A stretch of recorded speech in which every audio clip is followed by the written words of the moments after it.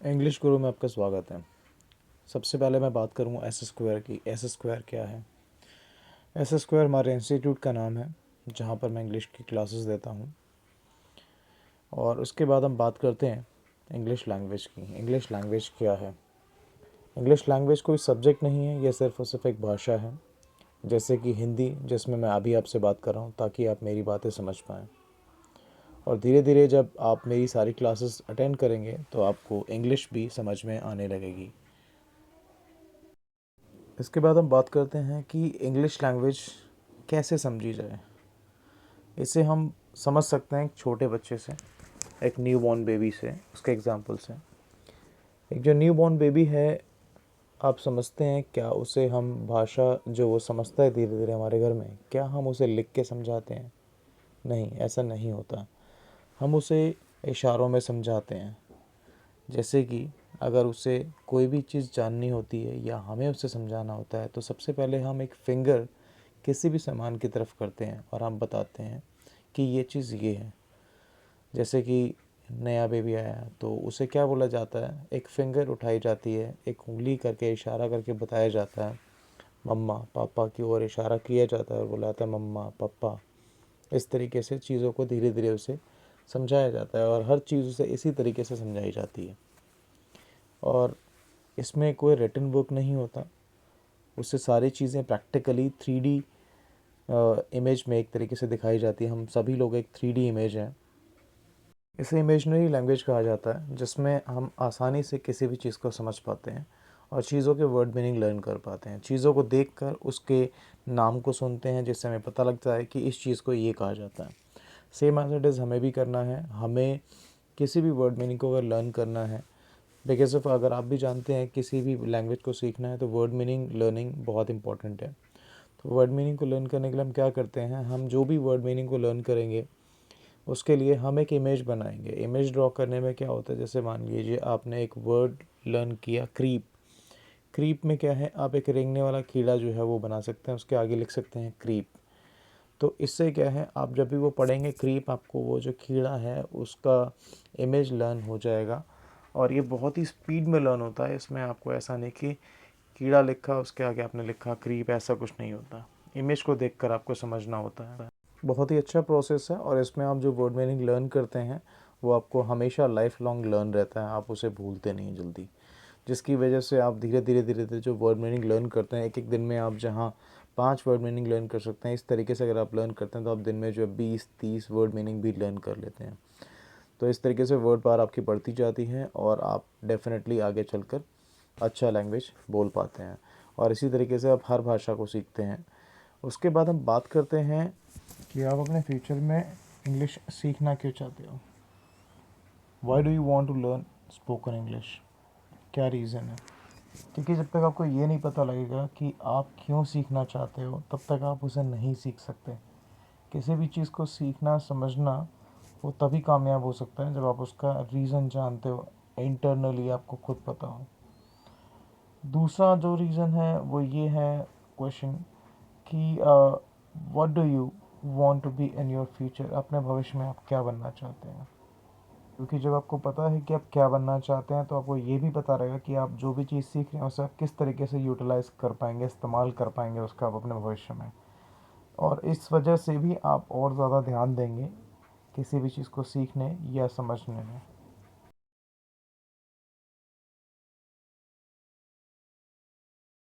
ये वही हमारी ABCD है जो हम बचपन से लिखते आ रहे हैं, जो हमें टीचर काम देता था, A to Z। उसी को अल्फ़ाबेट्स कहा जाता है।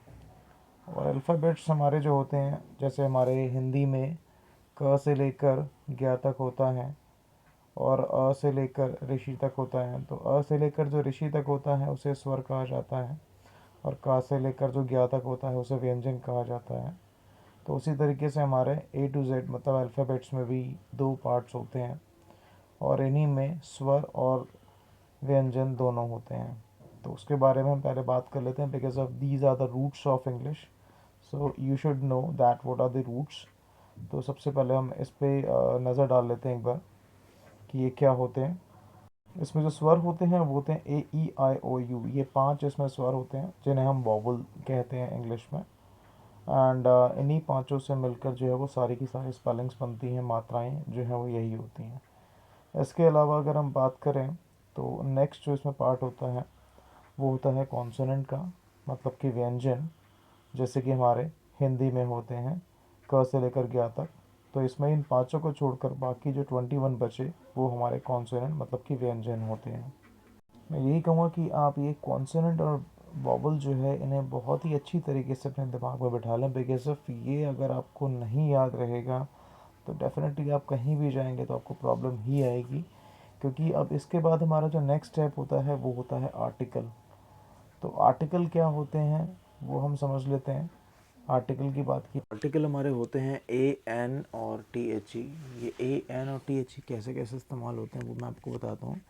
ये ए और एन जो है, सबसे पहले आप ये ध्यान रखें कि ये आते हैं नंबर 1 काउंटिंग के लिए। अगर गिनती में कोई चीज़ नंबर 1 है तभी उसके लिए हम इसको इस्तेमाल करेंगे, अगर 2 हैं तो उसके लिए हम ए और एन का इस्तेमाल नहीं करेंगे। देन उसके बाद मैं आपको बता दूं कि एन जो आता है वो यदि ऑब्जेक्ट आपकी वॉवल की आवाज़ से शुरू हो तो उसके पहले एन का प्रयोग किया जाता है। जैसे कि एग्जांपल मैंने यहाँ पर दिया हुआ है कि एलिफेंट की स्पेलिंग लिखी हुई है, तो एलिफेंट में जो स्पेलिंग में फर्स्ट जो साउंड आ रहा है वो आ रहा है ए का, तो इसलिए यहाँ पर एन लगाया गया है। एंड इसके अलावा अगर अभी यहीं पे जो है वो वावल का साउंड ना आके किसी कॉन्सोनेंट का साउंड आता तो यहाँ जो एन लगा है उसके बदले ए लगता है। जैसे कि अभी नीचे वाला जो एग्जांपल मैंने दिया हुआ है उसमें टेबल लिखा है, तो टेबल। और दूसरा जो है वो है टेबल। तो वो टेबल में ट का साउंड आ रहा है। ट जो है वो व्यंजन का साउंड है हिंदी में, और व्यंजन का मतलब होता है कॉन्सोनेंट। तो ये ट के साउंड की वजह से हमने यहाँ पर ए लगा दिया। आपको हमेशा ध्यान रखना है कि ये साउंड पे बेस्ड है, ये कभी भी किसी भी अल्फ़ाबेट के बेस पे नहीं लगाया जाता, ये उसके साउंड के बेस पे लगाया जाता है कि जो भी स्पेलिंग स्टार्ट हो रही है उसका साउंड क्या आ रहा है। वो मैं इसलिए कह रहा हूँ, अगर आप ऑनेस्ट की बात करो तो ऑनेस्ट में जो स्पेलिंग की स्टार्टिंग होती है वो एच से होती है, बट साउंड उसमें ओ का आता है। ओ मीन्स क्या होता है, वॉवल। तो वहाँ पर एन लगेगा। अदरवाइज़ अगर आप एच को देखोगे, अगर आप एच मीन्स आप अगर ये देखते हैं वहाँ पर कॉन्सोनेंट लगा हुआ है तो वहाँ पर आप एन लगा। अगर आप एच देख कर लगाओ तो एच जो है वो कॉन्सोनेंट है, उसके लिए आप ए लगा दोगे तो वो गलत हो जाएगा। उसमें जो साउंड आ रहा है वो ऑनेस्ट में ओ का साउंड आ रहा है, तो इसलिए वहाँ पर एन लगेगा। तो इस तरीके से ए और एन का यूज़ किया जाता है। देन उसके बाद नेक्स्ट जो है वो हमारे पास है T H E. T H E को जो है वो दा और दी दोनों ही कहा जाता है, बट इसकी अलग अलग कंडीशन होती है। वो क्या कंडीशन होती है उस पर बात कर लेते हैं। तो पहले हम दी की कंडीशन समझ लेते हैं। दी में क्या होता है, सेम वही वॉवल और कॉन्सोनेंट का ही सिस्टम है इसमें भी। अगर आपका जो साउंड है, जो स्पेलिंग है आपकी, उसका जो साउंड है वो वॉवल से स्टार्ट हो रहा है तो उसमें आपका जो है वो दी लगता है। उसमें जो टी एच ई लगेगा उसे दी पढ़ेंगे हम। और ये द और दी लगाया कब जाता है, जब वो स्पेलिंग आपकी किसी फेमस चीज़ की होगी, मतलब आपका कोई जगह, वस्तु या नाम कोई फेमस है, तब वहाँ पर जो है आप टी एच ई का यूज़ करते हैं। और उस टी एच ई को, जैसे मैंने आपको बताया कि अगर साउंड स्टार्टिंग जो है वो वॉवल से है तो हम उस टी एच ई को दी पढ़ेंगे। इसके बाद हम समझ लेते हैं कि उसे दा कब पढ़ा जाता है। तो ठीक उसी का उल्टा, अगर हमारा जो साउंड है स्पेलिंग का वो कॉन्सोनेंट से स्टार्ट हो रहा है तो वहाँ पर हम जो टी एच ई लगाएंगे उसे हम दा पढ़ेंगे। बट ये हमें ख़ास ध्यान रखना है कि जो स्पेलिंग है हमारी वो किसी फेमस पर्सनैलिटी की हो। फेमस पर्सनैलिटी में सारी चीज़ें आ जाती है, जैसे मैंने आपको बताया 3 चीज़ें, आपका जगह, वस्तु और नाम। तो इस तरीके से आपका जो है वो ए एन और दी और द का यूज़ किया जाता है। एंड इसके अलावा जैसे मैंने आपको अभी 2 एग्जांपल दिखा रखे हैं। रेड फोर्ट, रेड फोर्ट में जो है वो र का साउंड आ रहा है, और ये रेड फोर्ट फेमस भी आप जानते ही हैं, इसलिए जो रेड फोर्ट में लगा वो लगा दा। एंड इसके अलावा ताजमहल की बात की जाए तो इसमें ता का साउंड आ रहा है। ता आप समझ सकते हैं कि व्यंजन का साउंड है, और व्यंजन मतलब कॉन्सोनेंट। तो वहाँ पर जो टी एच ई आया उसे हम दा पढ़ेंगे। तो ये हो गया दा ताजमहल। तो इसके अलावा नेक्स्ट हम कुछ स्पेशल वर्ड्स के बारे में बात कर लेते हैं क्योंकि कुछ ऐसे वर्ड्स हैं जो टाइम टू टाइम अपना जो है वो मीनिंग चेंज कर देते हैं, उनकी स्पेलिंग्स चेंज हो जाती है। वो कौन कौन से हैं हम देख लेते हैं। तो पहले हम बात करते हैं चलना वर्ड। जो चलना वर्ड है वो अगर किसी लिविंग थिंग के लिए आता है, मैंने इन्हें नाम दिया हुआ है स्पेशल वर्ड्स, क्योंकि इनके एक ही वर्ड के बहुत सारे मीनिंग है। तो चलना वर्ड के हम बारे में बात कर लेते हैं। चलना जो वर्ड है उसमें अगर किसी लिविंग थिंग के लिए चलना यूज़ किया जा रहा है तो उसके लिए हम बोलते हैं वॉकिंग। किसी मशीन के लिए अगर चलना यूज़ किया जा रहा है वर्किंग। किसी फ़ैन के लिए है तो रनिंग। व्हीकल अगर कोई भी है गाड़ी वगैरह तो उसके लिए रनिंग। इसके अलावा मिसाइल वगैरह कुछ चलाई जा रही है तो उसके लिए फायरिंग। बॉम्ब एटसेट्रा ऐसा भी कुछ भी अगर है तो वो चलाया जा रहा है तो उसके लिए हम फायरिंग या ब्लास्टिंग, इस तरीके से वर्ड यूज़ करते हैं। नेक्स्ट हमारा जो स्पेशल वर्ड है वो हम बात कर लेते हैं, वो है से कई अलग अलग वर्ड्स के आगे आता है तो उसका मीनिंग चेंज हो जाता है। जैसे किसी जगह के आगे अगर से लिखा है तो उसके लिए फ्रॉम यूज़ होता है इस से के लिए। ये सिर्फ और सिर्फ से के लिए है, जगह के लिए नहीं है। जगह की मीनिंग अलग है। ये बताया जा रहा है कि इनके आगे अगर से आएगा तो से के लिए क्या यूज़ किया जाता है। और किसी लिविंग थिंग के आगे लगाए से तो उसके लिए हम विद लगाते हैं।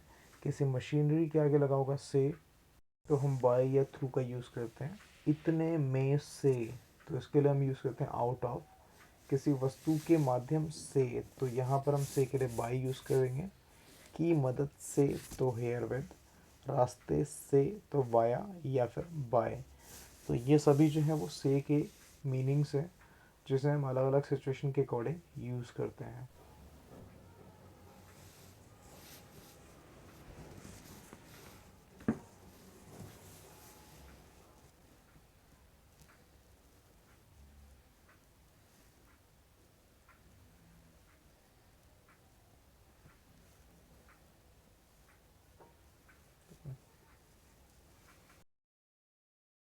नेक्स्ट है चलाना। चलाना जो वर्ड है उसके लिए अगर कोई मशीनरी है तो मशीनरी के लिए ऑपरेट आएगा। फ़ैन के लिए स्टार्ट आएगा। व्हीकल के लिए ड्राइव।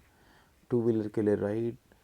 इसके अलावा मिसाइल के लिए फायर एंड बॉम्ब एटसेट्रा के लिए फायर और ब्लास्ट है। ये सभी जो है वो चलाना वर्ड के लिए यूज़ किए जाते हैं इंग्लिश में। आप जैसा कि देख ही रहे हैं कि चलाना वर्ड और वो से और चलना, इन सब के लिए कितने डिफरेंट डिफरेंट जो है वो मीनिंग्स अवेलेबल हैं।